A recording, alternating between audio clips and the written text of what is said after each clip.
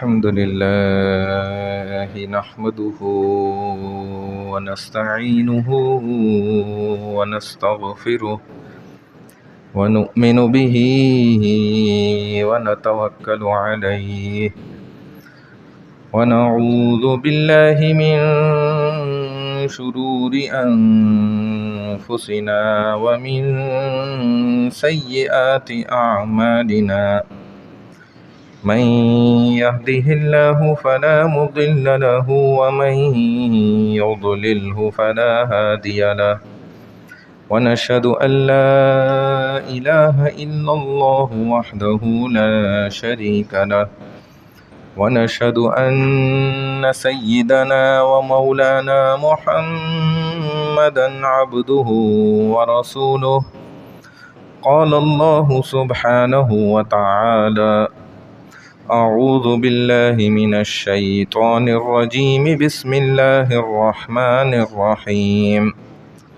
وجعلنا من بين أيديهم سدا ومن خلفهم سدا فأغشيناهم فهم لا يبصرون صدق الله العظيم۔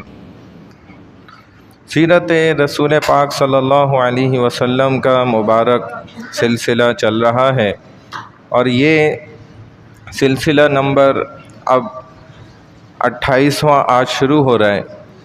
پچھلی بات مکمل ہوئی تھی رسول اللہ صلی اللہ علیہ وسلم کی ہجرت کی ابتدا پر۔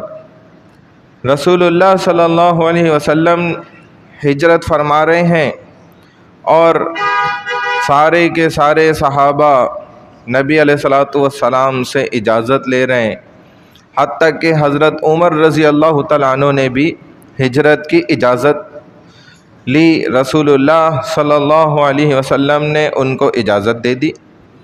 اب حضرت عمر ہجرت فرما رہے ہیں تو اعلان بھی ساتھ کر رہے ہیں کہ ارے او رؤسائے سردار قریش مکہ، کفار، سب سن لو کہ کل میں عمر مدینہ چھوڑ کے نکل رہا ہوں، کسی کے اندر جرت ہے تو آ جائے پھر۔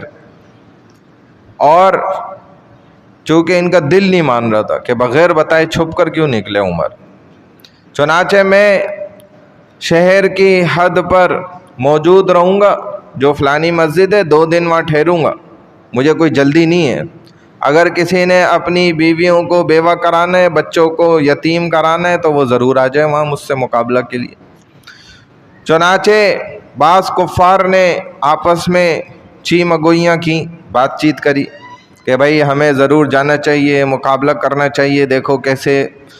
تو دوسرے کفار انہوں نے آپس میں سمجھایا بھائی ایک بندہ اپنے بیوی بچوں کو لے کے جا رہا ہے، اس کے پیچھے کیا جانے کی ضرورت ہے، اس سے لڑنے کی کیا ضرورت ہے جب وہ تم سے لڑنا ہی نہیں چاہتا۔ اور جب وہ یہ کہہ رہے ہیں کہ تم وہاں آ جاؤ، تو میں اگر اپنی بیویوں کو بیوہ کرانا ہے، اولادوں کو اگر یتیم کرانا ہے تو ضرور عمر کے پیچھے کوئی طاقت ہوگی، کوئی نہ کوئی لوگ ہوں گے جو آخری وقت پہ ہو سکتا ہے ظاہر ہو جائیں جب اگر ہم حملہ کریں۔ تو اسی لیے بھائی چپ کر کے بیٹھو، اور جانا چاہتے ہیں جانے دو۔ حضور علیہ والسلام بھی ہجرت فرما رہے ہیں۔ ابو بکر رضی اللہ تعالیٰ عنہ جب پوچھتے ہیں نبی علیہ السلام منع فرما دیتے ہیں، آپ ابھی رک جائیں، ٹھہر جائیں۔ چنانچہ اب جب حضور علیہ والسلام حضرت علی رضی اللہ تعالیٰ عنہ کو بلا کر جب سارے کام سمجھانے لگے، اور ابو بکر رضی اللہ تعالیٰ عنہ کے گھر میں آپ آئے بے وقت، جو فرماتی ہیں حضرت عائشہ کے اس وقت نبی علیہ السلام آئے نہیں کرتے تھے، اچانک آئے، ہمیں حیرانگی ہوئی کہ یہ آپ کے آنے کا وقت نہیں تھا، بے وقت آئے۔ پھر حضرت علی کو بھی بلا لیا رضی اللہ عنہ اور سمجھائے کہ اے علی آپ نے 2 کام کرنے۔ پہلا کام تو یہ ہے کہ یہ امانتیں ہیں آپ کے پاس میں سپرد کر رہا ہوں، یہ فلاں فلاں فلاں فلاں کافر لوگ ہیں، فلانا سردار ہے، یہ ان کی امانت ہے۔ تو حیرت کی بات ہے کہ رسول اللہ صلی اللہ علیہ وسلم کا کلمہ نہیں پڑھتے تھے لیکن امانتیں انہی کے پاس رکھواتے تھے۔ اتنا اعتماد، ہر دنیا کی چیز کا اعتماد کرتے تھے پورا۔ اور دین کی چیز معاملے کا اعتماد نہیں کرتے تھے. عجیب لوگ تھے. حالانکہ آج الٹ ہے. دین کا اعتماد تو بڑی آسانی سے کر لیتے ہیں. تھوڑا سا کوئی کرتب دکھا دے روڈ پر بھی اس کا دین مان جاتے ہیں, بھلے اس کے کپڑے ہی غائب ہوں, اس کا دین مان جاتے ہیں. بابا ہے, بڑا پہنچا ہوا بابا ہے, یہ پہنچی ہوئی سرکار ہے, ایسا دین مان جاتے ہیں. لیکن دنیا کے معاملے میں بڑے سے بڑا عالم یا مولوی سمجھائے نہیں مانتے. یہ الٹ تھا اس زمانے جاہلیت میں, الٹ تھا. آج الٹ ہو گیا. تو فرمانے لگے کہ یہ امانتیں ہیں, سب کی واپس لوٹانی. آپ نے ذمہ داری لگا دی. حضرت علی نے فرمایا بالکل یا رسول اللہ, میں حاضر. پھر فرمایا دوسرا کام یہ کرنا ہے کہ آپ نے میرے بستر پر سونا ہے, میں اجازت دے رہا ہوں آپ, اور چادر اوڑھ کے سونا ہے, یہ بات یاد رکھیں. تو حضرت علی رضی اللہ تعالیٰ عنہ فرماتے ہیں کہ بالکل یا رسول اللہ, میں حاضر دونوں کاموں کے لیے. بعض لوگوں نے اس واقعے سے حضرت علی رضی اللہ تعالیٰ عنہ کی خلافت اول کی دلیل پکڑی ہے. حالانکہ خود غور کرنے کی بات ہے کہ ایک تو بات یہ کہ رسول اللہ صلی اللہ علیہ وسلم نے حکم فرمائے کہ علی میرے بستر پہ تمہیں لیٹنا ہے, خود اجازت دے رہے. دوسری بات یہ کہ جو خود لوگوں کی, کافروں کی امانتوں کا ذمہ دار بن رہا ہے, ایک وہ ہے. اور دوسرا کون ہے جو رب کی امانت کا ذمہ دار بن رہا ہے, وہ کون ہے؟ محمد الرسول اللہ صلی اللہ علیہ وسلم کی ذمہ داری اللہ کس کے ذمہ لگا رہے ہیں؟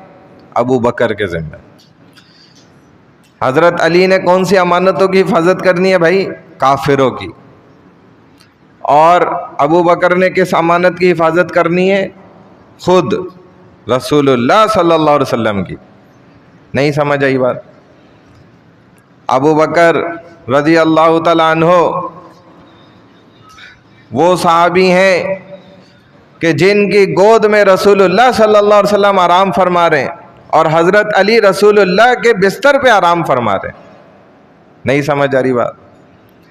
بھائی حضرت رسول اللہ صلی اللہ علیہ وسلم کے بستر پہ کون لیٹا؟ آپ صلی اللہ علیہ وسلم کے حکم سے حضرت علی لیٹے.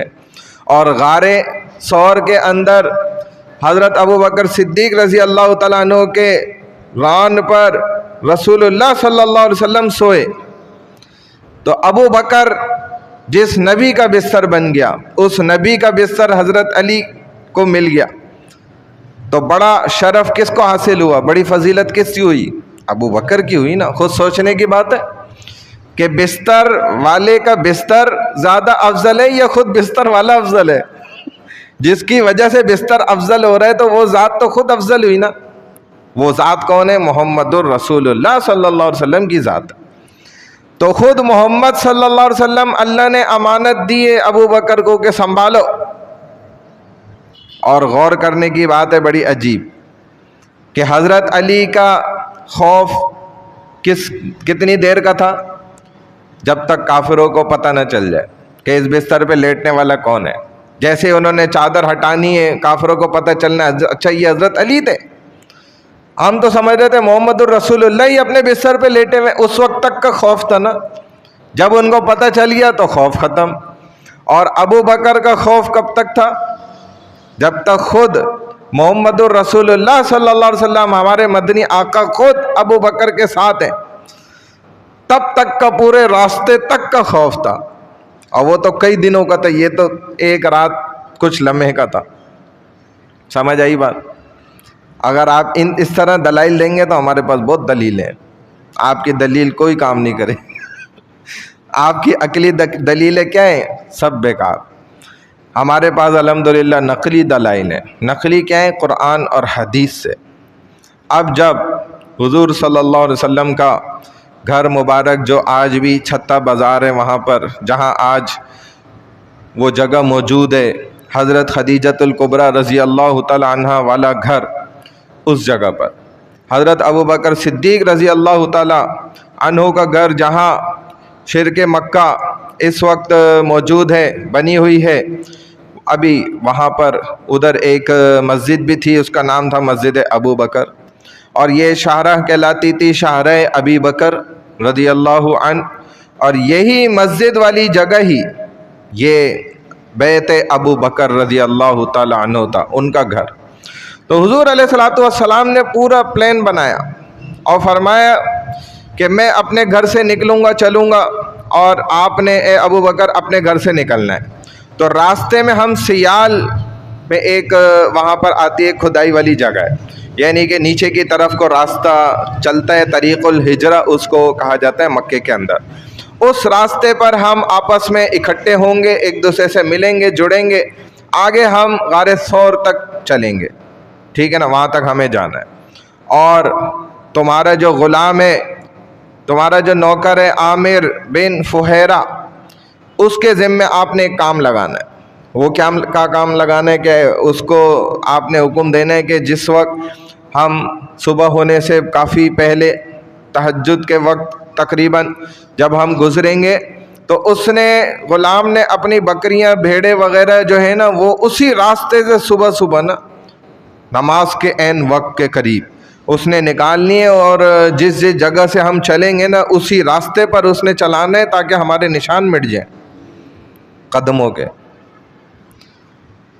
قریش والے تو آپ جانتے ہی ہیں کہ بہت تیز ہیں اس معاملے میں، رسول اللہ صلی اللہ علیہ وسلم فرما رہے وہ تو ہمارے پاؤں کے نشانوں سے ہمیں تلاش کر لیں گے، ڈھونڈ لیں گے، اور وہ بڑے ماہر ترین لوگ ہوا کرتے تھے۔ حضور صلی اللہ علیہ وسلم نکلے جیسے ہی گھر سے باہر، اس پر میں ابھی بحث کرتا ہوں تھوڑی سی، اس میں بڑی زبردست، باہر نکلے تو دیکھا 60 قبائل کے وہی لوگ کھڑے میں سامنے تلواریں لے کر، اور اب محاصرہ کیے ہوئے ہیں سارے۔ حدیث میں آتا ہے، قرآن نے بھی اس کو ذکر کیا، جو میں نے آپ کے سامنے ابھی آیت پڑھی سورہ یاسین کی۔ حضور صلی اللہ علیہ وسلم نے مٹی اٹھائی، اللہ کا حکم، فرمایا کہ یاسین والقرآن الحکیم انک لمن المرسلین علی صراط مستقیم، اور پھر اس آخری آیت پہ جب پہنچے کہ جہاں پر آپ نے پڑھا وجعلنا من بین ایدیہم سدا ومن خلفہم سدا فاغشیناہم فہم لا یبصرون، تو کہتے ہیں کہ پھر آپ نے یہ آواز لگائی کہ شاہت الوجوہ، شاہت الوجوہ، اور ایسے مٹی پکڑی ہوئی تھی، شاہت الوجوہ، اور ایسے کر کے پھینک دی رسول اللہ صلی اللہ علیہ وسلم نے، اور ان کی طرف مٹی پھینکی تو اللہ نے حکم دیا فرشتوں کو کہ یہ مٹی سب کے آنکھوں میں پہنچاؤ، سب کے سروں کے اندر ڈال دو۔ اور کہتے ہیں کہ 60 بندے جب کھڑے ہوئے ہوں تو ایک سمت میں تو نہیں کھڑے ہوئے ہوں گے، ادھر بھی کچھ کھڑے ہوں گے، کچھ ادھر کھڑے ہوں، پھیلے ہوئے ہوں گے۔ مٹی آپ ایک طرف پھینک سکتے ہیں، ادھر پھینک دی، ادھر پھینک دی، یا ادھر پھینک دی، تو پھینکی آپ نے یوں، اور ان کے کیسے چلی گئی آنکھوں میں اور ان کے کیسے آنکھوں میں چلی گئی، یہ سوچنے کی بات ہے نا۔ اب کیا ہوا کہ رسول اللہ صلی اللہ علیہ وسلم مٹی پھینک رہے ہیں اور اللہ فرما رہے ہیں کہ وَلَا رَمَيْتَ إِذْ رَمَيْتَ وَلَكِنَّ اللَّهَ رَمَى، کہ اے میرے مدنی آپ نے صرف مٹی تھوڑی پھینکی ہے، بلکہ حقیقت میں لیکن اللہ نے اصل میں مٹی کو پہنچایا۔ 60 لوگوں کے آنکھوں کے اندر، سروں کے اندر، پہنچانے والے کون ہیں؟ اللہ ہیں۔ فرشتوں کو حکم دے دیا، پہنچا دیا اللہ نے۔ اب فہم لا یبصرون، ایسی آڑ درمیان میں ڈال دی رسول اللہ صلی اللہ علیہ وسلم، ان 60 آدمیوں کے بالکل جھتے کے درمیان سے اب آپ نکل رہے، وہ کچھ نہیں کہہ رہے، ایک دم سن پڑے ہوئے، جیسے کسی کو جسم کے کسی حصے میں انجیکشن لگا دیا جاتا ہے، اس جسم کے حصے میں اسے تکلیف نہیں ہوتی نا، اب اسے کاٹ دو، چیر دو، پھاڑ دو، داڑھ ہے نکال دو، توڑ دو، اس کو پتہ ہی نہیں چلتا۔ جب تک وہ سن پن ختم نہیں ہوتا اسے ہوش ہی نہیں، تکلیف ہی نہیں پتہ چل رہی ہوتی، حالانکہ سامنے کاٹ رہے ہوتے ہیں۔ اور ہمارے نبی پاک صلی اللہ علیہ وسلم کا تو دل مبارک 2 دفعہ ایسے سامنے باہر نکالا گیا، آپ کو، آپ خود دیکھ رہے ہیں، بتا رہے ہیں کیسے دھو رہے تھے، سارا عمل آپ بتا رہے ہیں۔ ایسی ٹیکنالوجی آپ نے اس وقت انٹروڈیوس کرائی جو آج بھی ابھی تک پریکٹیکلی ہمارے بڑے سے بڑے طبیب اور ڈاکٹر یہ کام نہیں کر سکے۔ کہ بندہ ہوش میں بھی ہو اور دیکھ بھی رہو اپنے دل کو، پوری حرکت بھی کر رہا ہو، ڈاکٹر کو بھی پورے ہوش میں دیکھ رہا ہو، اور اس کا یہ دل پورا باقاعدہ باہر بھی نکال دیا جائے، اور سارا کام کر کے پھر واپس اس کے اندر اس کو رکھ کے سی بھی دیا جائے۔ تو بہرحال آپ جھوم رہے سارے، ٹن ہو گئے، ہمارے الفاظوں میں یوں کہا جاتا ہے نا، ٹن ہو گیا بندہ، کھڑے ہوئے ٹن ہو گئے، ایسے بے ہوش جھوم رہے، حضور علیہ السلام درمیان سے نکل رہے۔ تو 60 آدمی اللہ نے کیسے ان تک دیکھے مٹی کو پہنچا دیا، پھینکی مٹی نبی علیہ السلام نے، ظاہری طور پر آپ نے پھینکی، حقیقی طور پہ اللہ نے پہنچا دی۔ اب چاروں طرف پہنچے، رسول اللہ صلی اللہ علیہ وسلم تشریف لے گئے، اور آگے سیدنا ابو بکر صدیق رضی اللہ تعالیٰ عنہ انتظار میں، اور حضور علیہ الصلوۃ والسلام نے فرمایا ابو بکر آپ کے اور میرے درمیان چلنے کا طریقہ سن لیں، یہ طریقہ ہوگا کہ ہم دونوں فاصلے سے چلیں گے، دونوں ساتھ نہیں چلیں گے، کہیں ایسا نہ ہو کہ کوئی حملہ آور ایک دم آئے، کیونکہ ہماری تو طاق میں سب ہے، کوئی بھی نقصان پہنچانے حملہ کر سکتا ہے، جب حملہ ہو تو ایسا نہیں ہو کہ دونوں کو ہی پھر ایک ساتھ نقصان پہنچ جائے، کسی ایک کو پہنچے تو دوسرا تو خبردار ہو جائے گا، ہوشیار ہو جائے گا، ایک دم کچھ تو بچاؤ کر سکتا ہے۔ چنانچہ نبی علیہ الصلوۃ والسلام نے فرمایا کہ ابو بکر ہم فاصلے سے چلیں۔ اب رسول اللہ صلی اللہ علیہ وسلم آگے چل رہے ہیں، ابو بکر رضی اللہ تعالیٰ عنہ کچھ فاصلے سے پیچھے چل رہے ہیں احتیاط کرتے ہوئے۔ ایک دم کہتے ہیں کہ میں جیسے ہی اپنی گلی سے نکلے ہی تو ایک کافر مجھے اسی وقت جو ہے نا ٹکر گیا، میں ایک دم پریشان ہو گیا۔ اچھا یہاں ایک بات غور کرنے کی یہ ہے کہ نبی علیہ الصلوۃ والسلام اتنے طریقے سمجھا رہے ہیں، اتنی چیزیں بتا رہے ہیں، حالانکہ اسی سے تھوڑا پہلے سیرت رسول میں تقریباً 2-3 دروس پہلے ہم بات کر رہے تھے سفر معراج کی، جس میں رسول اللہ صلی اللہ علیہ وسلم نے سفر کس پہ کیا تھا؟ براق پہ، بجلی کی تیزی کی تمانین، براق کہتے ہی بجلی کو ہے، تیز بجلی ایک دم کڑک، رفتار اس کی انلیمیٹڈ، دنیا میں ایسی رفتار آج تک انسان نہیں، روشنی سے تیز رفتار تھی اس کی، جو سیکنڈوں میں پہنچتا تھا، جہاں حد نظر ہوتی تھی ادھر اگلا قدم پڑتا تھا۔ تو اللہ تعالیٰ ادھر بھی جب ہجرت کرانا چاہتے تھے تو براق کو بھیج دیتے، جبرائیل کو بھیج دیتے، اتنی تکالیف میں ڈالنا۔ تو یہ بات سمجھنے کی ادھر ضروری کہ اللہ ہم امتیوں کو سمجھا رہے ہیں، انسانوں کو، کہ دیکھو جب کبھی تمہیں دین کی خاطر ہجرت کرنی پڑ جائے، کبھی ایسے حالات آ جائیں، تو یہ تعلیم تم امتیوں کے لیے سن لو، یہ ہے نبی صلی اللہ علیہ وسلم کا طریقہ، قیامت تک یہی طریقہ رہے گا۔ ورنہ نبی علیہ السلام کے بعد جبرائیل آ جاتے، وہ پہنچا دیتے آپ کو اڑا کے، براق لے آتے، اتنا تکلیفیں اٹھانے کی ضرورت ہی نہیں تھی۔ تو یہ بھی اس ادھر سبق سکھایا سمجھایا کہ دیکھو اسباب بھی اختیار کرنا ضروری ہے، کیونکہ اسباب کا مالک خالق بھی کون ہے؟ اللہ سبحانہ و تعالی ہے، اور تب بھی اللہ پر مکمل توکل بھی ہونا چاہیے۔ اب سیدنا ابو بکر صدیق رضی اللہ تعالیٰ فرماتے ہیں میں نکلا، بڑی مشکل میں آ گیا، ایک دم سامنے سے کافر آ کے نکل کے، اب اس نے مجھے روک لیا کہ یہ وقت آپ کدھر جا رہے ہیں، اور آگے وہ بندہ کوئی جا رہا ہے، وہ بندہ کون ہے؟ مجھے بھی پہچان لیا اس نے ایک دم، اور من ھذا الرجل، یہ جو آگے بندہ جا رہا ہے آگے، وہ والا آدمی کون ہے؟ اتنی رات میں آپ تاریکی میں، تہجد کا بھی ابھی وقت نہیں ہوا ہے، تو اس وقت آپ گھر سے نکلیں، خیریت تو ہے، آگے بھی بندہ جا رہا ہے آپ کے، مجھے تو لگ رہا ہے یہ آپ کے ساتھ ہی ہے۔ تو اب حضرت ابو بکر صدیق رضی اللہ تعالیٰ عنہ فرماتے میں نے سوچا بھی نہیں تھا، سمجھ ہی نہیں آ رہی، پریشان کہ اب کیا اس کو جواب دوں، اس نے تو ایک دم ہمیں پکڑ لیا۔ تو اللہ نے مجھے ایک بات سجائی اسی وقت، تو میں نے فوراً کہا رجل یہدینی سواء السبیل، بھائی یہ وہ آدمی ہے جو مجھے راستہ دکھلاتا ہے، یہ وہ آدمی ہے جو مجھے راستہ دکھلاتا ہے۔ اب جب اس کافر نے یہ بات سنی تو وہ یہ سمجھا کہ کسی نئے راستے پہ یہ جا رہے ہیں، لہذا وہ آدمی ان کو راستہ دکھا رہا ہے، وہ آگے چل رہا ہے، اسی لیے اس نے یہی سمجھ کے کہ کہیں جانا چاہتے ہیں ابو بکر، تو وہ بندہ ان کو راستہ دکھا رہا ہے، اسی وجہ سے یہ کوئی ان کی ضرورت ہوگی اس لیے جا رہے ہیں۔ اور دیکھیں آپ حقیقت میں ابو بکر رضی اللہ تعالیٰ عنہ نے جھوٹ بھی نہیں بولا، کیونکہ جنت کا راستہ ان کو کون دکھا رہے تھے؟ رسول اللہ صلی اللہ علیہ وسلم دکھا رہے۔ یہ شان ہوتی ہے صحابہ کی کہ وہ جھوٹ نہیں بولتے، سچ بولا۔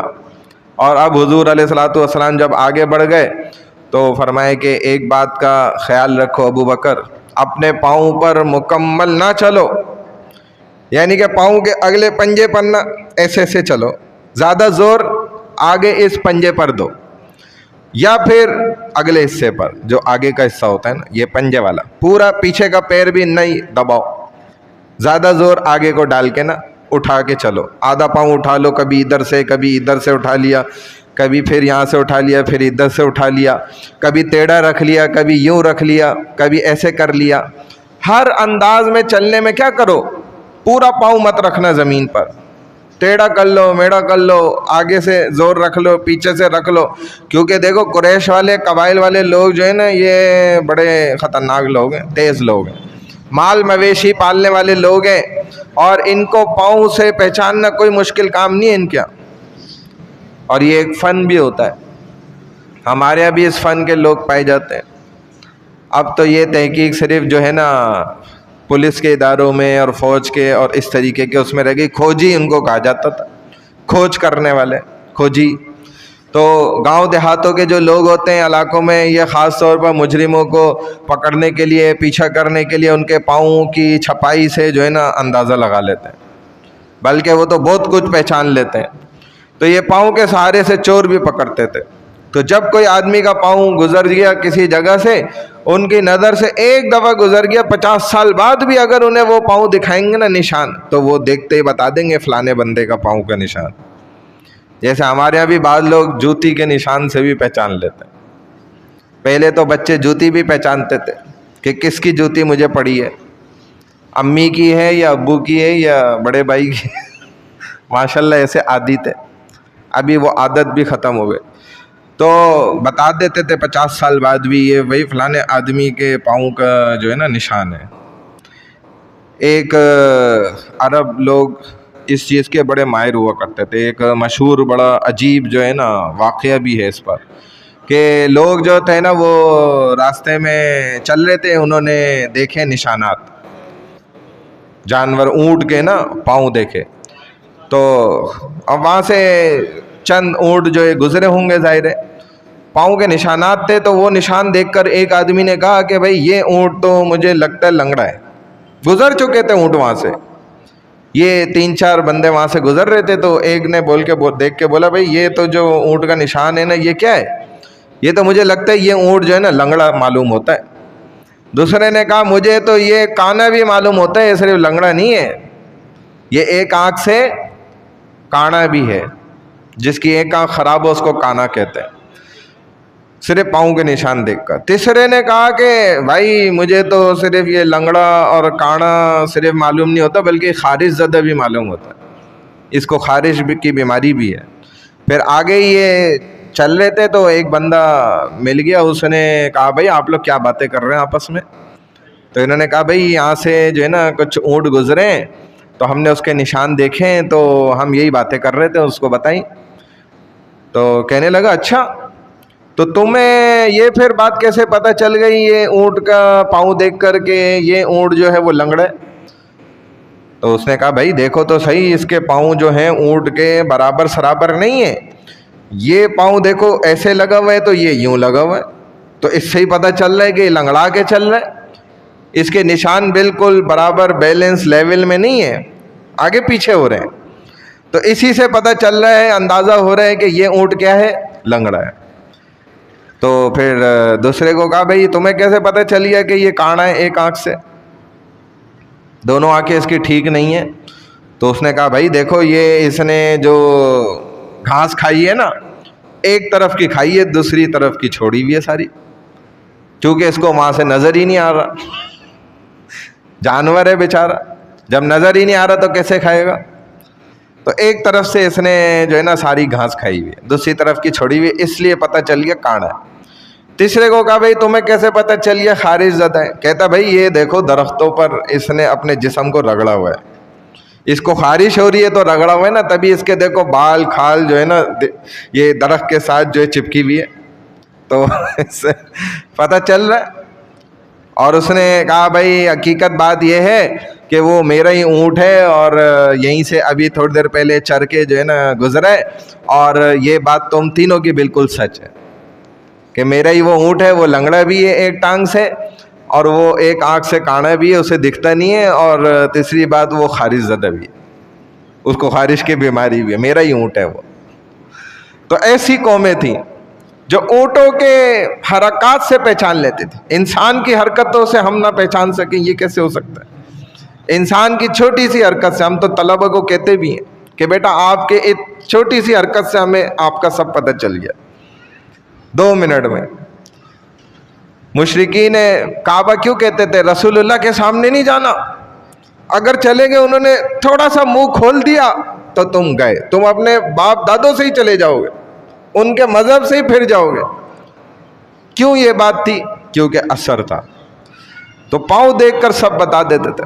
آج بھی صحراؤں کے اندر رہنے والے لوگ 2-2 ہزار 3-3 ہزار ان کے پاس اونٹ ہیں, بکریاں ہیں, دمبے ہیں, گائے ہیں, وہ اپنی بکری کی ایک بکری کا پاؤں دیکھ کے پہچان کے بتا دیتے ہیں.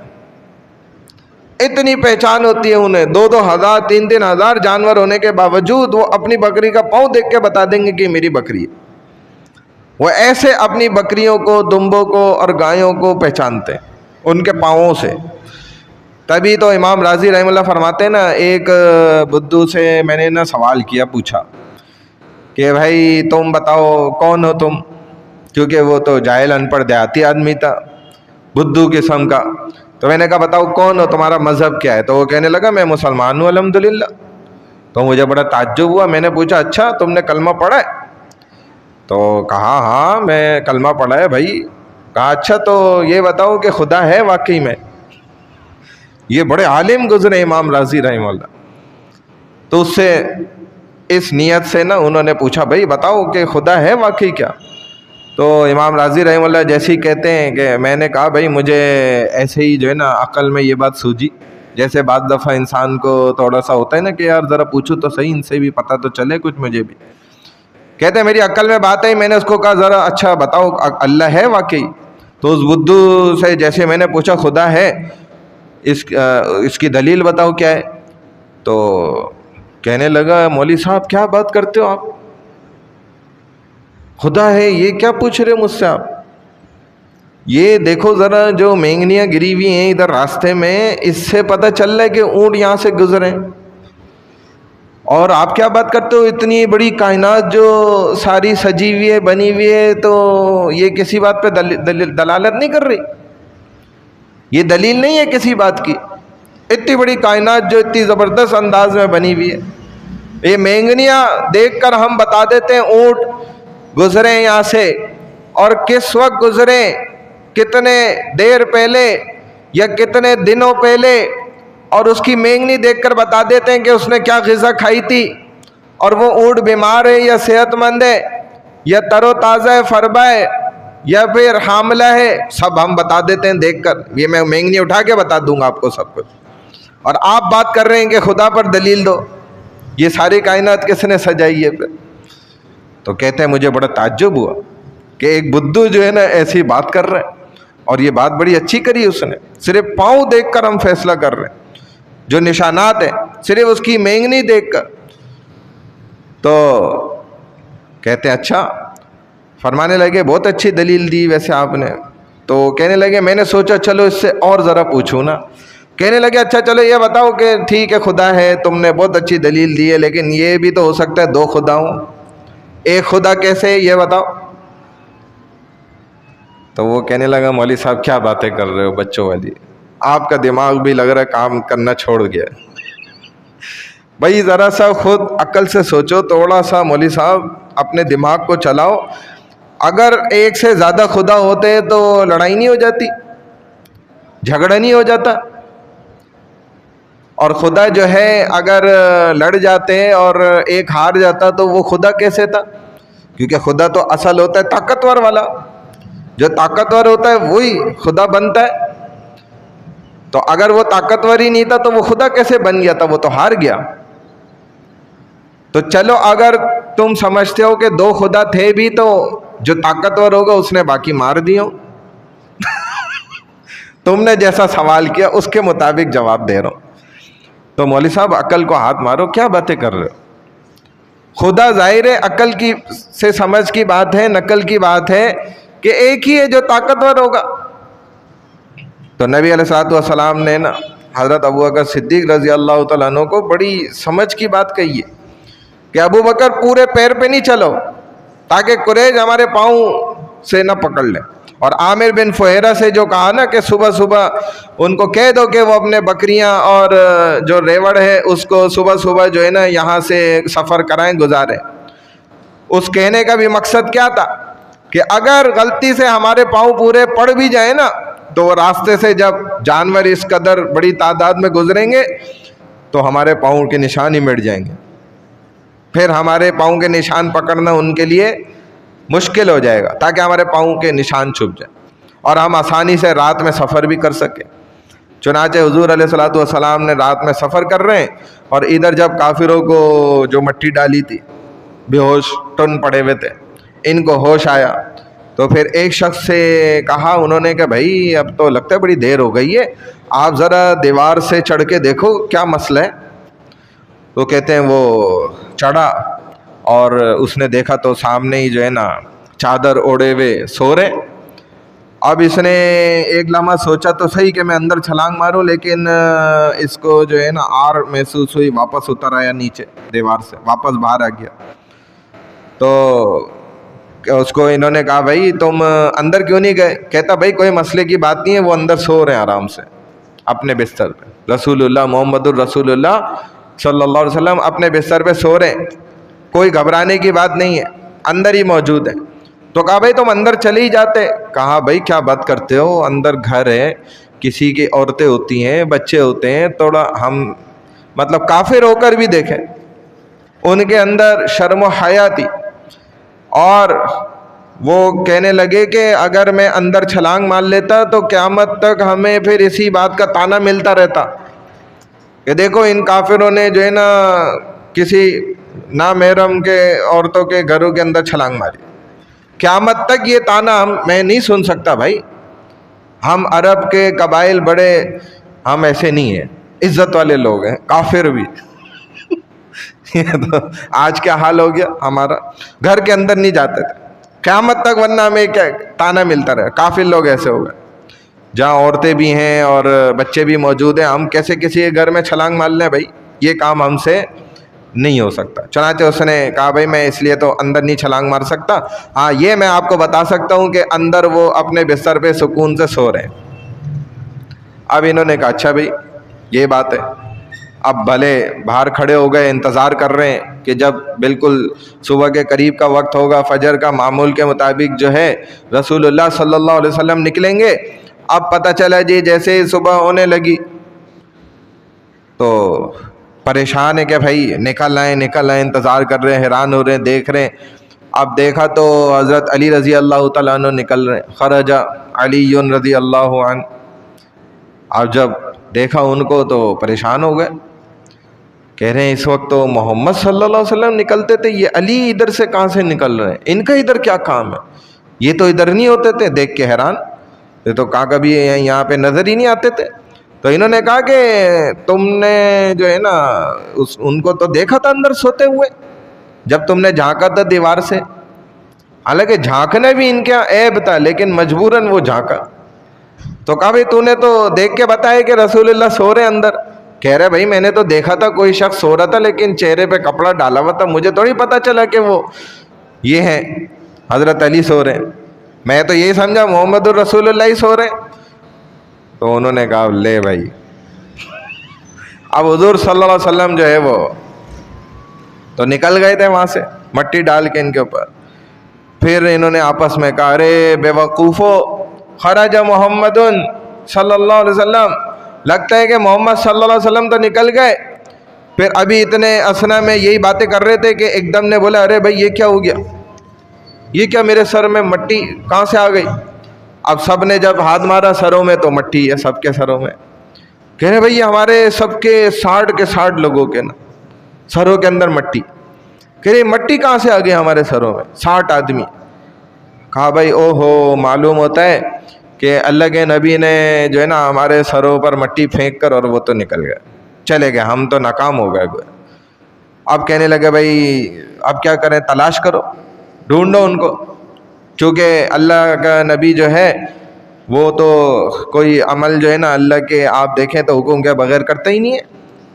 یہ بھی جو اللہ کے نبی صلی اللہ علیہ وسلم نے عمل کیا تو یہ اللہ کے حکم سے ہی کیا، جو ہجرت بھی ہوئی تو اس میں اللہ کا حکم تو شامل ہے، ورنہ تو آپ دیکھیں تو سرزمین کعبہ حرم جو ہے یہ تو بڑی معزز اور مکرم جگہ ہے۔ پوری کائنات کے اندر سب سے افضل ترین جگہ کون سی ہے؟ حضرت عبداللہ ابن حمرہ رضی اللہ تعالیٰ عنہ سے یہ روایت منقول بھی ہے کہ واللہ انک لخیر ارض اللہ واحب ارض اللہ اللہ ولولا انی اخرجت منک ما خرجت، کہ رسول اللہ صلی اللہ علیہ وسلم فرماتے ہیں کہ خدا کی قسم مکہ تو اللہ کی زمین میں سے سب سے بہترین جگہ ہے، اور اللہ کے نزدیک سب سے زیادہ محبوب اور پسندیدہ جگہ کون سی ہے؟ مکہ کی جگہ، حرم شریف۔ اور اگر مجھے اے مکہ، آپ نے کھڑے ہو کر سامنے کعبہ کو کہا کہ اے مکہ، اے کعبہ، اگر مجھے یہ تیرے گھر والے لوگ یہاں سے نہ نکالتے تو میں ہرگز اس کو چھوڑ کے نہیں جاتا، میں تجھے کبھی چھوڑ کے نہ جاتا۔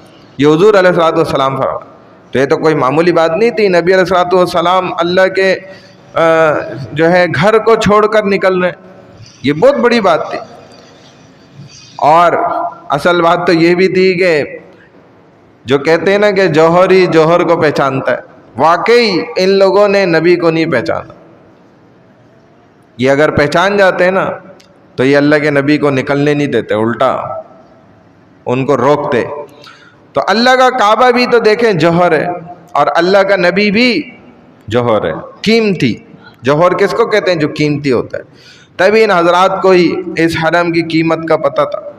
جو نیک لوگ ہوتے ہیں نا، اللہ والے، انبیاء علیہ السلام، اللہ کے حرم گھر کا ایک لمحہ بھی ادھر ٹھہر جانا کسی کا، ساری زندگی وہ کچھ بھی کرتا رہے، اس کے برابر تھوڑی ہو سکتا ہے۔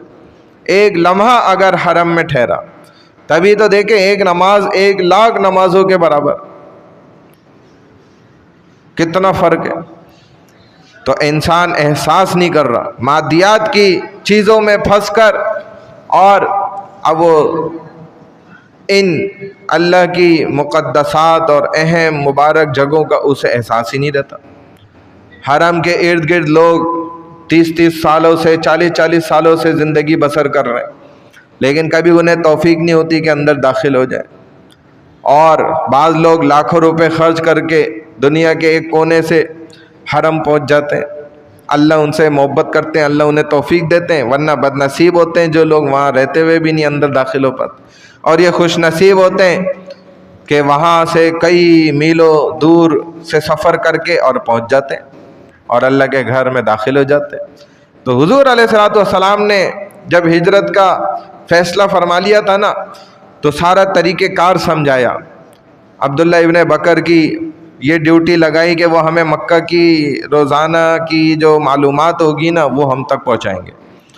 اسی طرح بی بی اسماء رضی اللہ تعالیٰ عنہ جو ابو بکر کی بیٹی ہیں، اور حضرت عائشہ رضی اللہ تعالیٰ عنہ کی بہن ہے، یعنی کہ والد ایک ہے، ماں دونوں کی الگ ہے۔ تو ان کی یہ ڈیوٹی لگائی کہ بھئی آپ نے طعام کھانا وغیرہ جو ہے نا ہمیں پہنچانا ہوگا۔ دیکھیں سارا انتظام کیا۔ تو یہ نظام خود رسول اللہ صلی اللہ علیہ وسلم نے بنایا تھا۔ اسی لیے علماء لکھتے ہیں کہ افضل فدائی حضور علیہ الصلوۃ والسلام کے اوپر جان فدا کرنے کے اعتبار سے سب سے اعلیٰ جو تھے وہ حضرت علی تھے، کہ بستر پر لیٹنے کو اس رات کو تیار ہو گئے، کہ جس رات جو ہے 60 تلواریں ننگی وہ تیار تھیں کاٹنے کے لیے، اندر داخل ہو کے وہیں 2 4 5 ٹکڑے کر دیتے، کوئی روک سکتا تھا؟ کیونکہ وہ سردار لوگ تھے۔ یہ تو ان کی عزت پہ بات آئی نا کہ بھائی ہم اندر نہیں داخل ہو سکتے، کوئی عورت ہوگی اندر، کوئی بچہ ہوگا تو قیامت تک تانے ملیں گے۔ لیٹ گئے، بڑی قربانی دی، اپنی جان داؤ پر لگا دی۔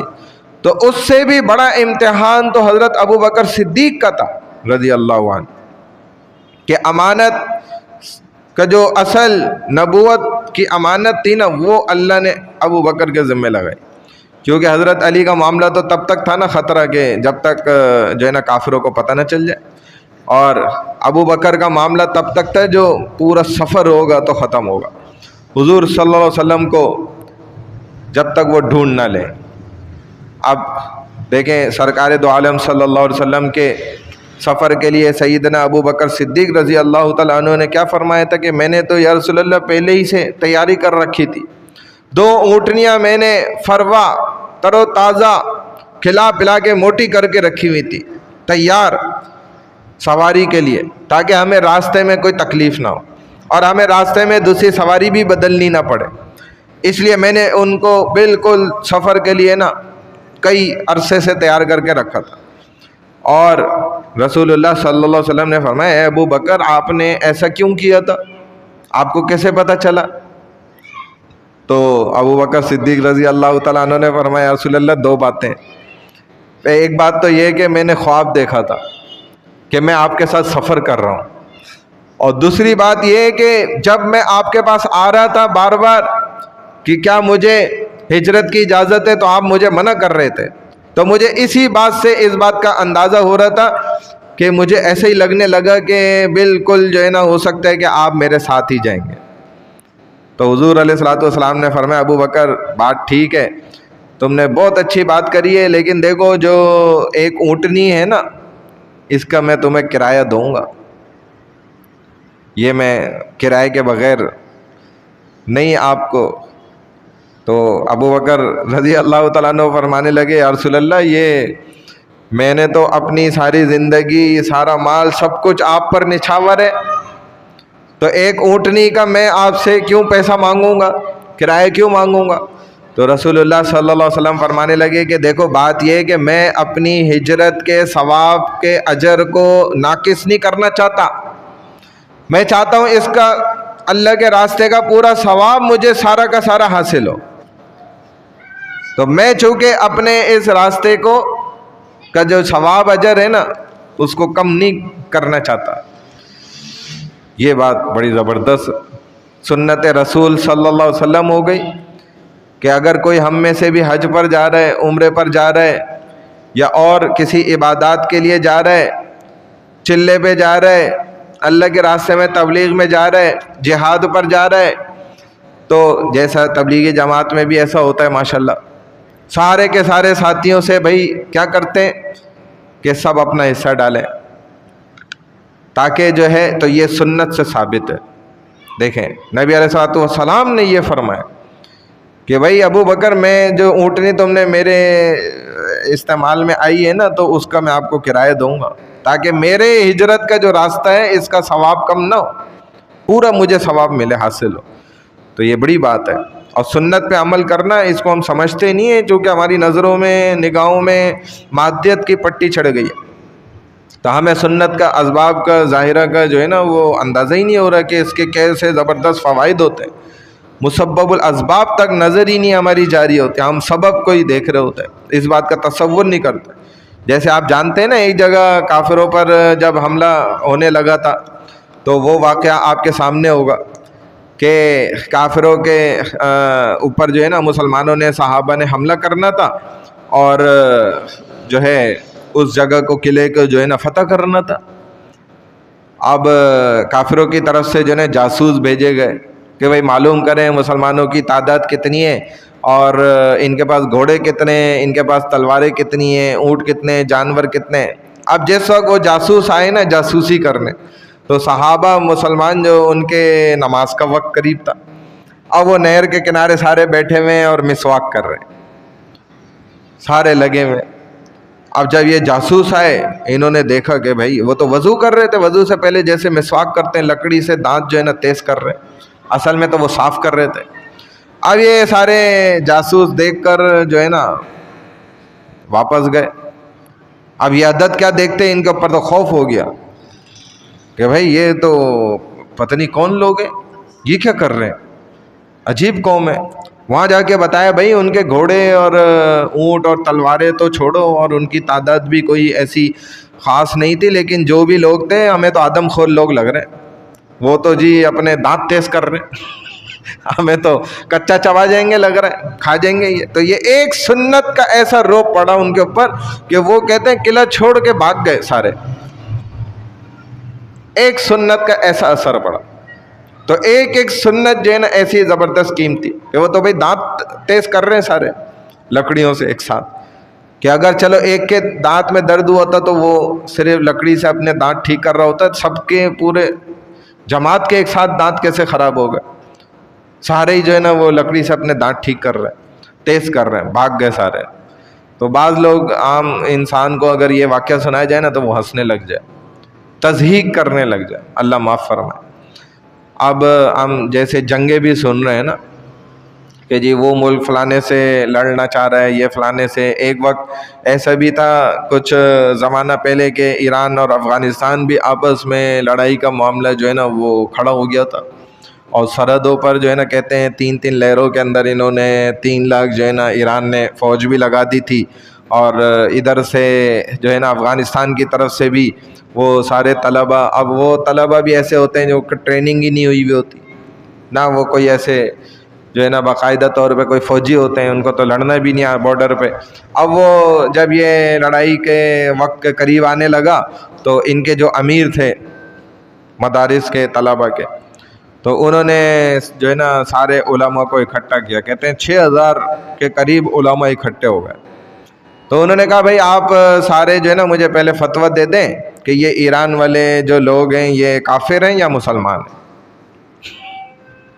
تاکہ ہم اس حساب سے پھر لڑائی کریں نا۔ اگر تو مسلمان ہے تو مسلمان سے تو ہم نہیں لڑیں گے، ہم تو پیچھے ہٹ جائیں گے۔ پھر بھی اگر انہوں نے حملہ کیا تو ہم اپنا دفاع کریں گے، وہ تو اسلام شریعت میں ہے کہ آپ پہ کوئی بلا وجہ حملہ کرے تو آپ نے دفاع کرنا ہے اپنا، لیکن ہم پھر پہل نہیں کریں گے لڑائی کرنے میں۔ اور اگر تو کافر ہیں تو پھر ہم چھوڑیں گے نہیں، چاہے ہم سب مارے جائیں، کوئی مسئلہ نہیں ہے۔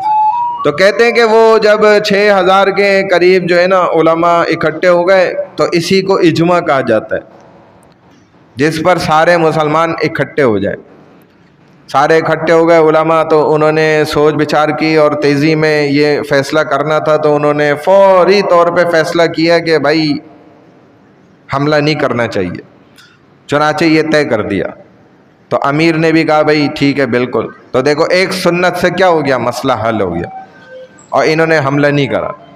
اور ویسے بھی یہ وقت تو وہ ہے ہی نہیں کہ اب مسلمان آپس میں لڑیں، اور کافر تو چاہتا بھی یہی ہے۔ ابھی گزشتہ دنوں میں آپ نے وہ سب کچھ دیکھ بھی لیا کہ انہوں نے پوری کوشش کری کہ مسلمان آپس میں ایک دوسرے سے لڑ جائیں کسی بھی طرح، پوری کوشش کری۔ اور اللہ کا شکر ہے کچھ سمجھدار مسلمانوں نے، اور انہوں نے بیچ میں پڑھ کے جو ہے نا سمجھا دیا کہ دیکھو بھائی اصل گیم تو یہ ہے، اصل کھیل جو ہے وہ کھیل کے اندر کھیل کھیلا جا رہا ہے۔ لہذا حضور علیہ السلام نے اس تمام انتظامات کرنے کے بعد حضور علیہ السلام باہر نکلے، اور کافر سب باہر کھڑے ہوئے۔ اب دیکھیں مٹی جو پھینکی ہے، تو میں نے آپ کو بتایا وَجَعَلْنَا مِن بَيْنِ أَيْدِيهِمْ سَدًّا وَمِنْ خَلْفِهِمْ سَدًّا فَأَغْشَيْنَاهُمْ فَهُمْ لَا يُبْصِرُونَ۔ بعض لوگ کہتے ہیں جی یہ وظیفہ ہم بھی پڑھ سکتے ہیں، قرآن کی آیت ہے نا۔ اب ایک آدمی آپ کو بلا وجہ فضول میں تنگ کر رہا ہے، پریشان کر رہا ہے، بخار بن گیا آپ کا، حقیقت میں بخار بن گیا، آپ کو دین سے دور کر رہا ہے، دنیا کے معاملات میں آپ کو بلا وجہ تنگ کر رہا ہے، تو بالکل بھائی آپ اپنے دفاع کے لیے پڑھیں جیسے رسول اللہ صلی اللہ علیہ وسلم نے پڑھا، اور ثابت ہے۔ تو شاہت الوجوہ شاہت الوجوہ 3 دفعہ فرمایا، پھر وہ مٹی ان کی طرف پھینکی، سب نے ڈال ہو گئے، غنودگی میں آ گئے، چلے گئے۔ نبی علیہ السلام تشریف لے گئے، حضور علیہ السلام آگے جا کر ابو بکر سے ملے، پھر یہ ان کا جو ہے نا آپس میں سفر شروع ہوئے، اور نبی علیہ السلام نے وہ بھی آپ کو ساری نشانیاں سمجھائیں۔ حضرت علی رضی اللہ تعالیٰ عنہ کو سارے وہ دے کر گئے۔ اب جس طریقے سے حضرت علی رضی اللہ تعالیٰ عنہ سے انہوں نے نا پوچھا نا کہ بھائی بتاؤ رسول اللہ کدھر ہے، تو اب حضرت علی رضی اللہ تعالیٰ عنہ بھی تو دیکھیں ایک صحابی ہیں نا، تو انہوں نے کہا بھائی مجھے کیا پتہ اس وقت کدھر ہوں گے رسول صلی اللہ علیہ وسلم، تو بالکل سچ فرمایا۔ جس طرح ایک ہمارے عالم دین حضرت قاسم نانوتوی رحمہ اللہ، جن کے متعلق انگریزوں نے وارنٹ جاری کر دیا تھا کہ بھائی یہ جو ہے نا ان کو پکڑنا ہے اور پھر جو ہے نا انہیں سولی پہ چڑھانا ہے، ان کو قتل بھی کرنا ہے۔ تو جو ان کے قریبی احباب تھے نا، دوست وغیرہ، انہوں نے کہا حضرت یہ بڑا مسئلہ ہے، انگریز کی حکومت ہے، ان کی طاقت ہے، تو لہذا ہمارا مشورہ ہے کہ آپ روپوش ہو جائیں، چھپ جائیں۔ تو کہتے ہیں حضرت قاسم نانوتوی رحمہ اللہ ان کے مشورے کے مطابق 3 دن تک نا روپوش ہو گئے، چھپ گئے، اور 3 دن کے بعد اگلے دن وہ جو ہے نا دارالعلوم وہی اپنے مدرسے میں کھڑے ہوئے تھے، نماز پڑھ لیتے۔ جب یہ ساتھی آئے، انہوں نے دیکھا لو یہ تو باہر نکل آئے، تو انہوں نے کہا بھائی یہ کیا بات ہو گئی، آپ 3 دن چھپے اور پھر باہر آ گئے تو مسئلہ ہو جائے گا، یہ بڑا، آپ کو چھپے رہنا چاہیے تھا۔ تو فرمانے لگے کہ بھائی میرے حضور نبی پاک صلی اللہ علیہ وسلم، میرے مدنی آقا، وہ بھی صرف غار حرا سور کے اندر 3 دن چھپے تھے بس، اس کے بعد آپ بھی باہر آ گئے تھے، تو میرے نبی کی یہی سنت، لہذا میں بھی باہر آ گیا۔ جان جاتی ہے تو جائے، اگر سنت کے پیچھے تو مجھے قبول ہے، سنت تو پوری ہو گئی نا، جان چلی گئی تو کیا ہو گیا۔ کہتے ہیں بس یہ دوست ان کے لوٹے جیسے ہی تو ایک دم سے جو ہے نا وہ کلیکٹر کے عہدے کا افسر تھا انگریز کا، وہ مدرسے میں داخل ہو گیا اور انہی کے پاس پہنچ گیا اور آ کے کہنے لگا کہ جو ہے نا مسٹر مولانا قاسم نانوتوی کدھر ہیں؟ ان کو چہرے سے نہیں پہچانتا تھا وہ، اور اس نے ان کو پکڑنا بھی تھا۔ تو مولانا قاسم نانوتوی رحمہ اللہ جیسے ادھر کھڑے ہوئے تھے نا، تو اس کے سامنے ہی 2 قدم ادھر ہو کے نا کہنے لگے ابھی تھوڑی دیر پہلے یہیں کھڑے ہوئے تھے۔ تو وہ سمجھا کہ صحیح کہہ رہے ہیں، اور ہو سکتا ہے اب تو وہ کہیں قریب ہی ہوں، تو فوراً بھاگ دوڑ میں نکل گیا، وہ انگریز بھاگ گیا وہاں سے کہ میں ان کو پکڑوں، کہیں دور تو نہیں گئے ہوں گے، تھوڑی دیر پہلے اگر یہ کہہ رہے ہیں ادھر ہی کھڑے تھے، تو فوراً بھاگا وہ اور یہ بچ گئے۔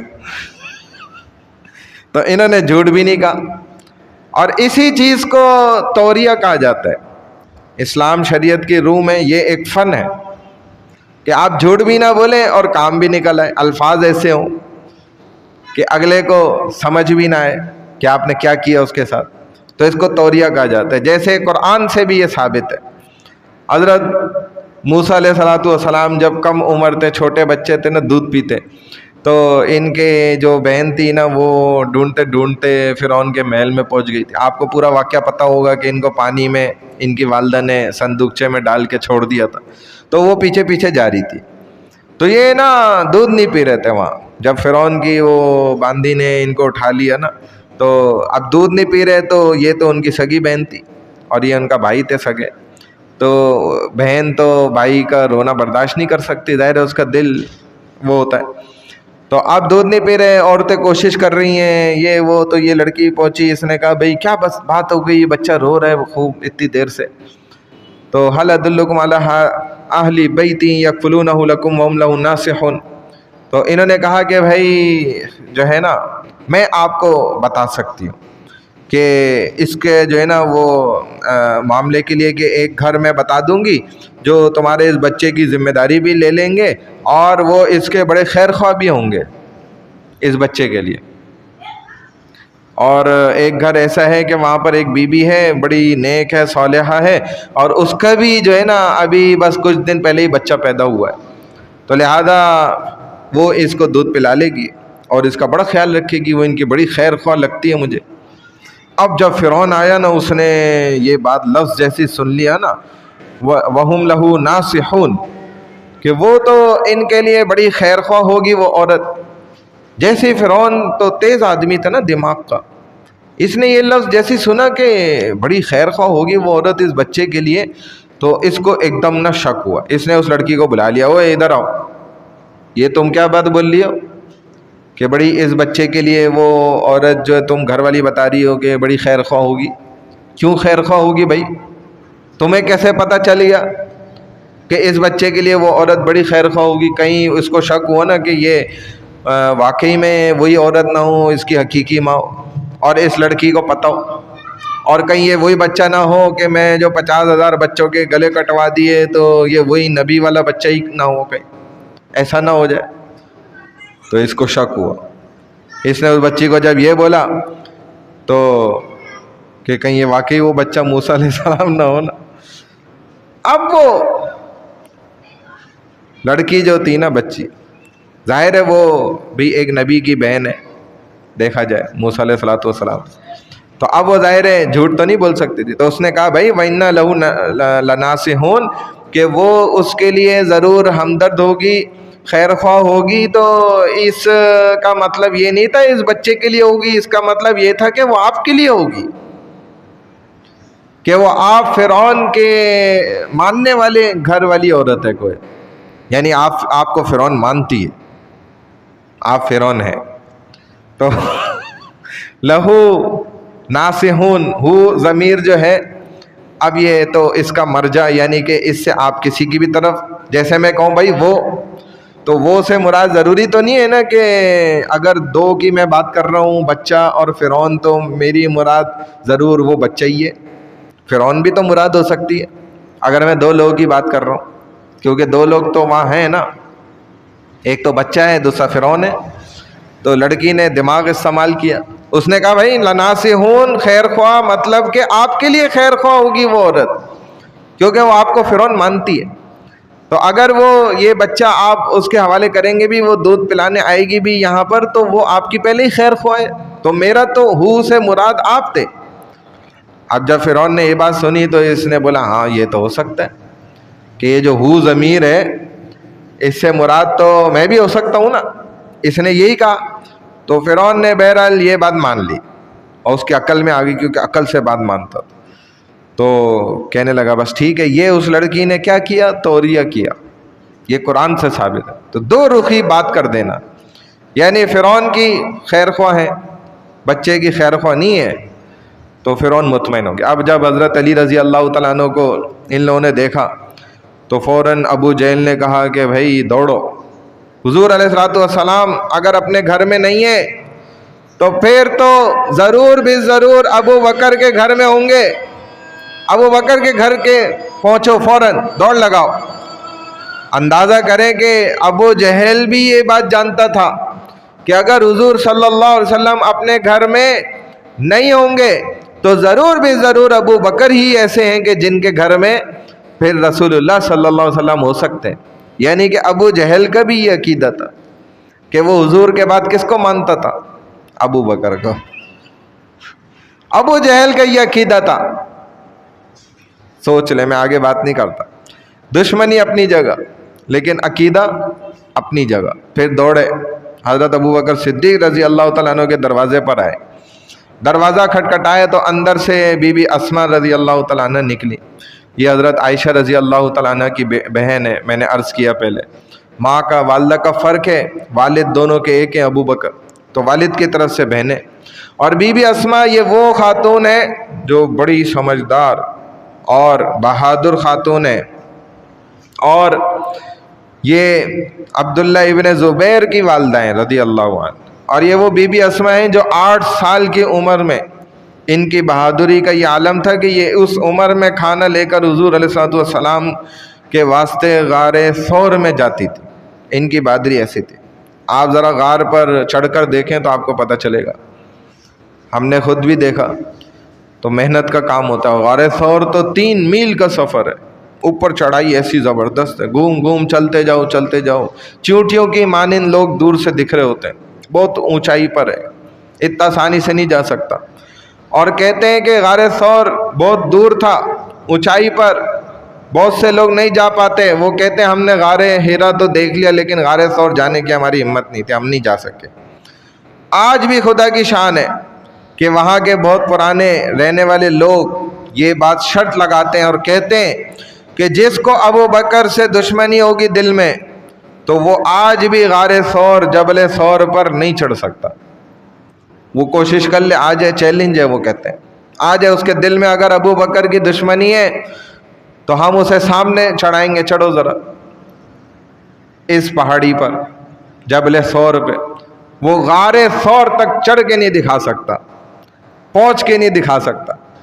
کہتے ہیں یہ اللہ کی شان ہے کہ اللہ ان کو ہی پہنچنے دیتے ہیں اس جگہ پر کہ جن کے دلوں میں محبت ابو بکر بستی ہے، ورنہ وہاں کوئی نہیں پہنچ سکتا۔ تو بی بی اسما رضی اللہ تعالیٰ عنہ 8 سال کی عمر میں، اور ہمارے بچے 8 سال کی عمر میں کیا کر رہے ہیں؟ موبائل استعمال کر رہے ہیں، اس عمر میں ٹی وی چلا رہے ہیں اور پتہ نہیں کیا کیا کام کر رہے ہیں، ایسے ترقی کر لی ماشاءاللہ۔ فلمیں دیکھ رہے ہیں، اور فلمیں دیکھ دیکھ پھر کھڑکیوں سے اونچائیوں سے چھلانگیں بھی مار رہے ہیں، چھوٹے چھوٹے بچے 7 8 سال، کتنے بچے مر بھی گئے۔ تو یہ بچی ہیں 8 سال کی، نکلی باہر، سامنے ابو جہل جیسا جنگجو انسان، 6 فٹ سے اونچا، اس کا لمبا قد، طاقتور۔ تو کہا اسما این ابو کی، کدھر ہے تیرا باپ؟ وہ این رسول اللہ، اور محمد رسول اللہ صلی اللہ علیہ وسلم کدھر ہے، کہاں ہے؟ تو فرمایا ابو جہل مجھے نہیں پتا وہ کہاں ہے اس وقت، مجھے کیا پتا۔ کہتے ہیں ابو جہل ظالم کو جو ہے نا غصہ آیا، تیش میں آ گیا، بدبخت نے جو ہے نا سیدہ اسما رضی اللہ تعالیٰ عنہ کے چہرے پہ ایسے رکھ کے تھپڑ مارا زور سے۔ کہتے دائیں رخسار پہ، یہ دایاں ایسے مارو تو یہاں سے، کہتے اتنی زور کا تھپڑ لگا تھا، کتابوں میں آتا ہے کہ حضرت اسما رضی اللہ تعالیٰ عنہ کے جو الٹے، یہ جو الٹا کان ہے میری طرف سے تو یہ الٹا ہے نا، ٹھیک ہے، اس کان کی جو بالی پہنی ہوئی تھی نا انہوں نے، وہ ٹوٹ کے جا کر دور جا کے گری، اس قدر زور سے اس ظالم نے تھپڑ لگایا۔ تو انہوں نے فرمایا کہ مجھے نہیں پتا کہاں ہے اس وقت۔ اب یہ راز نبوت صلی اللہ علیہ وسلم کو دیکھے نہیں کھولا، ایک 8 سال کی بچی بہادر۔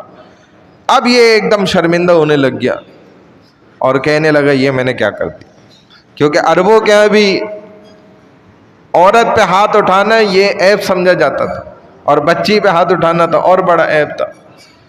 اب وہ بدبخت آدمی کو افسوس تو ہونے لگا کہ میں نے یہ کیا کر دیا، بچی کو مارا، اور جو اس کے ارد گرد لوگ کھڑے تھے انہوں نے بھی کہا کہ کیسا بدبخت آدمی ہے، ایک بچی کو مار رہا ہے، یہ تو ہم عربوں کا طریقہ نہیں ہے، تو اس نے غلط کیا، بچی کو کیوں مارا؟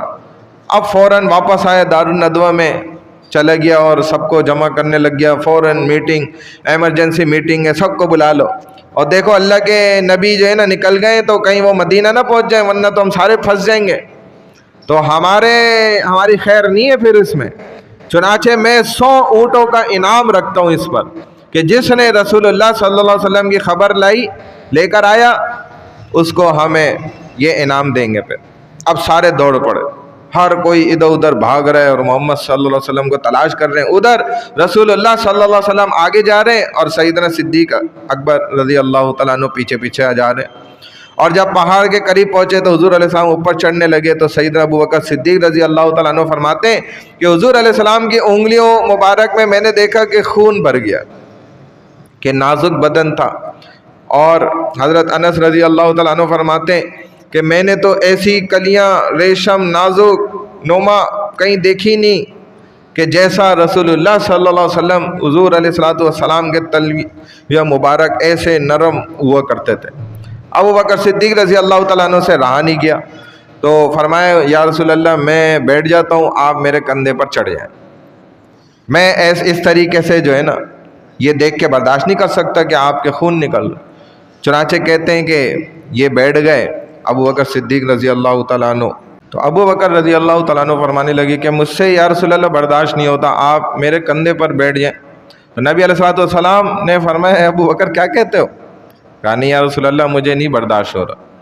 چنانچہ حضور علیہ السلام ابو بکر رضی اللہ تعالیٰ عنہ کے کندھے پر بیٹھ گئے اور آپ اٹھ کر ان کو پھر لے کر چلنے لگے۔ اسی لیے جب حضرت علی رضی اللہ تعالیٰ عنہ سے پوچھا گیا کہ من عالم الناس، لوگوں میں سے سب سے زیادہ صحابہ میں سے علم والا کون تھا، تو ابو بکر رضی اللہ تعالیٰ عنہ کا نام لیا حضرت علی نے، کہنے لگے کہ سب سے علم والا ہمارے درمیان ابو بکر تھے، سب سے علم والے۔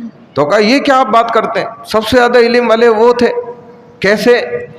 تو کہا آپ نہیں دیکھتے کہ حضور علیہ السلام نے اپنے مصلی پر خود ابو بکر کو کھڑا کیا، کیونکہ ابو بکر رضی اللہ تعالیٰ عنہ سب سے بڑے عالم تھے، علم والے تھے، اور خود رسول اللہ صلی اللہ علیہ وسلم کا فرمان ہے کہ تمہارا امام کون ہو؟ وہ شخص ہو کہ جو بڑا علم والا ہو، علم میں پختہ ہو، مضبوط ہو، یہ نبی علیہ السلام نے فرمایا۔ تو خود حضرت علی فرما رہے ہیں کہ ہم میں بڑے علم والے، حالانکہ آپ جانتے ہیں کہ یہ خود بھی بڑے علم والے تھے، لیکن خود فرما رہے ہیں کہ بڑا عالم ہم میں کون ہے؟ ابو بکر۔ تو اس نے سوچا کہ یہ بتائیں کہ اچھا آپ کہ حضور صلی اللہ علیہ وسلم کے صحابہ میں سے سب سے زیادہ بڑا بہادر آدمی کون تھا؟ چونکہ یہ جانتا تھا یہ آدمی، یہ شخص، کہ حضرت علی بڑے بہادر صحابی ہیں۔ تو حضرت علی رضی اللہ تعالیٰ عنہ چونکہ ویسے بڑے بہادر صحابی تھے، فرمایا کہ حضرت علی رضی اللہ تعالیٰ عنہ نے کہ ابو بکر سب سے بڑے بہادر صحابی ہیں۔ ابو بکر کون کہہ رہا ہے؟ حضرت علی رضی اللہ تعالیٰ عنہ خود فرما رہے۔ تو اس نے کہا بھئی کیسے؟ تو کہا کیونکہ کعبہ میں ایک دفعہ جو بت بنے ہوئے تھے اور کعبہ کی دیوار کے ساتھ جڑے ہوئے تھے، تو مجھے رسول اللہ صلی اللہ علیہ وسلم نے فرمایا کہ اے علی ادھر آ جاؤ، ذرا سا جھک جاؤ، میں تمہارے اوپر کندھے پہ چڑھ کے ذرا یہ بت تو توڑ دوں۔ تو کہتے ہیں میں نے بولا بالکل حاضر یا رسول اللہ۔ میں آیا، میں تھوڑا سا جھکا اور رسول اللہ صلی اللہ علیہ وسلم نے ابھی میرے اوپر قدم رکھا ہی اور چڑھنے ہی لگے تو میں نے ایک دم کہا کہ قمتی یا رسول اللہ، قمتی یا رسول اللہ، میں تو کمر ٹوٹ جائے گی یا رسول اللہ، ہٹ جائیں، اتر جائیں یا رسول اللہ، میں تو گیا، علی تو گیا، کمر ٹوٹ جائے گی، اتر جائیں یا رسول اللہ۔ ایسے حضرت علی کہتے ہیں میں تو چیخا، اور پھر رسول اللہ صلی اللہ علیہ وسلم، میں آپ صلی اللہ علیہ وسلم کا بوجھ نہیں اٹھا سکا، میں ایک دم ہٹ گیا۔ اور ابو بکر تو وہ تھے کہ جنہوں نے اپنے کندھوں پر بٹھا کر رسول اللہ کو 3 میل پہاڑ پر لے کر چڑھ گئے۔ تو کہا خود فیصلہ کر لو بہادر کون ہے؟ میں تھوڑی بہادر ہوں، بہادر تو میرا ابو بکر ہے۔ یہ حضرت علی کے الفاظ ہیں۔ کون ہے بھائی بہادر؟ تو میرا ابو بکر ہے۔ بولے نا بھائی، بہادر تو میرا ابو بکر ہے۔ یہ کون کہہ رہے ہیں؟ حضرت علی رضی اللہ تعالیٰ عنہ فرما رہے ہیں کہ بہادر تو میرا ابو بکر ہے، علی اتنا بہادر نہیں ہے۔ ویسے حضرت علی بھی بڑے بہادر ہیں۔ میرا ابو بکر الذی حملہ الی الغار، جو غار ثور تک رسول اللہ کو اٹھا کر لے گیا۔ اللہ کی شان دیکھیں، دل میں اگر بغض ہو نا تو بغض کی باتیں نکلیں گی، اگر محبت ہوگی تو محبت والی باتیں نکلیں گی۔ اگر چشمہ لال رنگ کا لگاؤ گے تو لال دکھے گا، سب ہرے رنگ کا لگا لو گے تو ہرا دکھے گا، سفید لگاؤ گے سفید دکھے گا۔ تو محبت کی بات ہے اور نفرت کی بات ہے۔ ایک عالم یہ بات بیان فرما دیتے کہ محمد صلی اللہ علیہ وسلم کو صرف اٹھانے کی کندھوں پر جو فضیلت حاصل ہوئی وہ ابو بکر کو ملی۔ تو ایک بدبخت شقیق آدمی نے کہا، چونکہ میں کہہ رہا ہوں نا، برائی جب پہنتا ہے نا انسان چہرے پہ تو برائی پھر سوچتا ہے، پھر برائی اگلتا ہے۔ تو بدبخت شقیق آدمی نے کہا کہ ایسے تو حضور صلی اللہ علیہ وسلم گدھے پر بھی سوار ہوئے، تو اگر نعوذ باللہ ابو بکر پر سوار ہو گئے تو اس میں کون سی ایسی بڑی بات ہو گئی فضیلت کی؟ آپ کی جماعت کے لوگ اس کو فضیلت سمجھتے ہیں۔ تو ارے بیوقوف آدمی، اصل بات کو ہی آپ نے نہیں سمجھا۔ حقیقت کیا بات ہے کہ بالکل حضور علیہ الصلوۃ والسلام، بالکل یہ ٹھیک بات ہے کہ آپ اونٹنی پر بھی سوار ہوئے، خچر پہ بھی سوار ہوئے، گدھے پہ بھی سوار ہوئے، براق پہ بھی سوار ہوئے اور ابو بکر پہ بھی سوار ہوئے۔ تو یہی تو ہم تجھے اپنا عقیدہ بتا رہے ہیں کہ جس خچر پر میرا رسول سوار ہو گیا وہ خچر پوری دنیا کے خچروں پر افضل ہو گیا۔ جس گدھے پر میرا رسول سوار ہو گیا تو پوری دنیا کے گدھوں میں وہ گدھا سب سے افضل ہو گیا، اور جس صحابی پر، جس بندے پر میرا نبی سوار ہو گیا وہ صحابی، وہ بندہ تمام بندوں پر کیا ہو گیا بھائی؟ افضل ہو گیا۔ یہی تو میں عقیدہ سمجھا رہا ہوں جو تمہاری سمجھ میں نہیں آ رہا۔ تو اگر شقی آدمی ہوگا نا پھر ایسے ہی کہے گا۔ تو فرمائے کہ اسی کو ہم بیان کرتے ہیں۔ فلما دنا الی الغار، جب حضور علیہ السلام غار کے قریب پہنچ گئے نا تو حضور علیہ السلام کو ابو بکر رضی اللہ تعالیٰ عنہ نے نا روک دیا۔ آپ داخل ہونے لگ رہے تھے نا غار کہ بھائی پتہ نہیں اتنے عرصے سے غار بند ہے، کوئی جانور ہو اندر، سانپ ہو، کوئی موذی جانور ہو، نقصان پہنچا دے، میں تو یا رسول اللہ برداشت نہیں کر سکتا کہ آپ کو کوئی تکلیف دے دے۔ آپ کو کوئی نقصان پہنچا دے، پہلے میں اندر جاؤں گا، صاف کروں۔ صاف کرا انہوں نے، ہر ایک چیز کو جو سوراخ تھے کپڑے سے پورا صاف کیا غار، جو سوراخ تھے کپڑا پھاڑ پھاڑ ادھر بھرتے چلے گئے، جو سوراخ تھے، کوئی کیڑا نہ نکل آئے، کوئی سانپ نہ نکل آئے، سوراخوں کو بند کیا۔ حضور علیہ السلام کو فرمایا کہ اب آپ اندر داخل ہو سکتے ہیں۔ علماء نے فرمایا اس عمل کو دیکھ کر ایک مسئلہ بیان کیا جو بڑا زبردست بات ہے، بڑا زبردست مسئلہ بیان کیا، بس یہ میں بتاتا ہوں، دعا کر کہ مکہ کے جبل ثور کے غار میں حضور صلی اللہ علیہ وسلم حضرت ابو بکر کے داخل ہونے سے پہلے نبی ہوتے ہوئے داخل نہیں ہو رہے، تو ایسے ہی مسلمان کے دل والی غار کے اندر بھی جب تک ابو بکر داخل نہیں ہوگا تو حضور بھی داخل نہیں ہو سکتے۔ بتائیں بھائی، داخل ہو سکتے ہیں؟ نبی بھی نہیں داخل ہو سکتا جب تک اس دل میں ابو بکر داخل نہ ہو جائے۔ اللہ ہم سب کو عمل کی توفیق عطا۔ سبحان اللہ و بحمدہ، سبحانک اللہم و بحمدک، نشہد ان لا الہ الا انت، نستغفرک و نتوب الیک، برحمتک یا ارحم الراحمین۔